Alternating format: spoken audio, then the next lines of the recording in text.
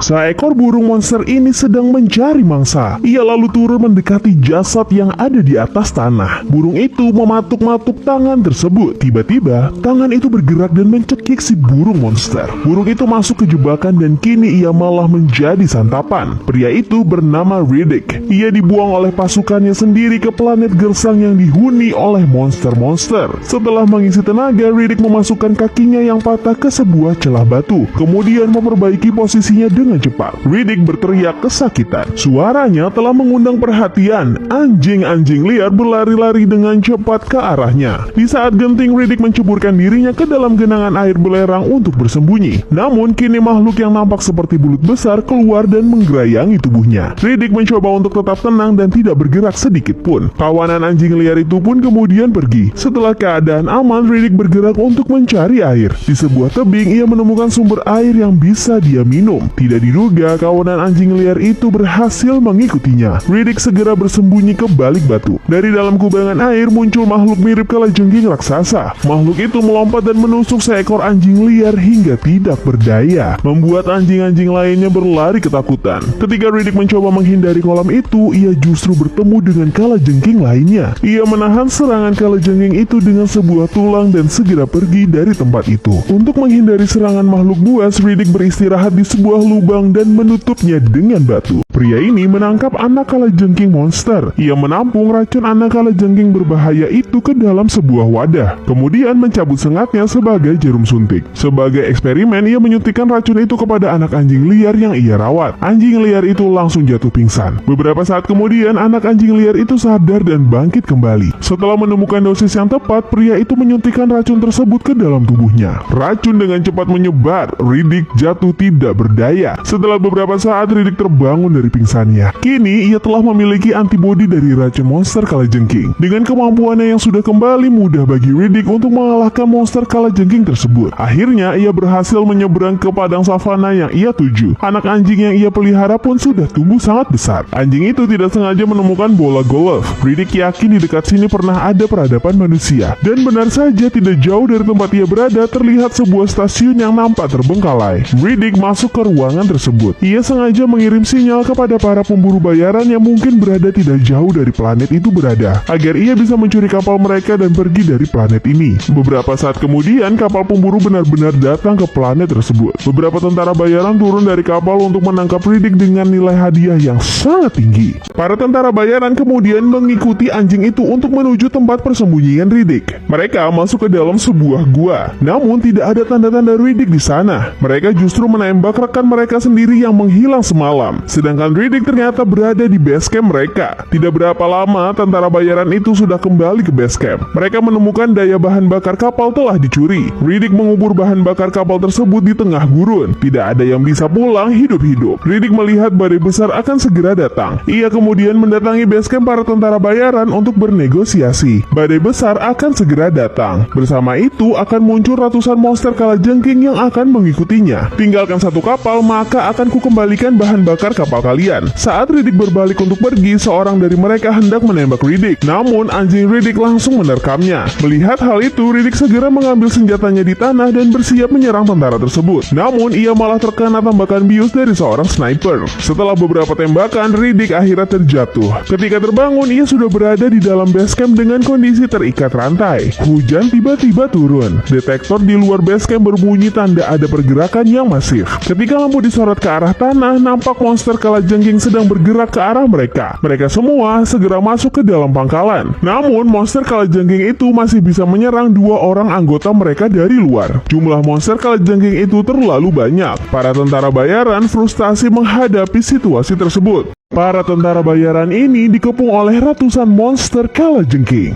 Riddick bersama dua tentara bayaran bergegas pergi ke tempat di mana Riddick menyimpan bahan bakar pesawat. Tempat tersebut diguyur hujan badai disertai kemunculan ratusan monster kalajengking dari dalam lumpur. Mata Riddick yang bisa melihat dalam gelap membantunya menghindari para monster dan menemukan lokasi bahan bakar dengan tepat. Riddick segera mengeluarkannya dari dalam tanah. Namun motor mereka rusak terkena tembakan. Jalan satu-satunya kembali kembali ke markas hanya dengan berjalan kaki. Di perjalanan, monster kalajengking mengepung posisi mereka. John dan Riddick berusaha sekuat tenaga untuk melawan monster-monster tersebut. Namun Riddick tertusuk sengat monster kalajengking dan terluka parah. John dengan tega mengambil bahan bakar pesawat dan meninggalkan Riddick sendirian. Riddick tidak menyerah. Dengan sisa kekuatannya, Riddick bergerak memanjat puncak tebing batu. Puluhan monster kalajengking masih terus mengejarnya. Riddick melawan monster itu dengan sekuat tenaga. Namun jumlah monster tersebut terlalu banyak sehingga Riddick hendak dimakan oleh monster kalajengking itu. Tiba-tiba beberapa tembakan besar mengenai tubuh monster tersebut. Ternyata tembakan itu berasal dari kapal John yang kembali untuk menyelamatkan Riddick. Riddick pun dievakuasi dari tempat tersebut. Keesokan harinya, Riddick dan pasukan bayaran pergi dari planet itu menggunakan pesawat masing-masing. Film pun berakhir.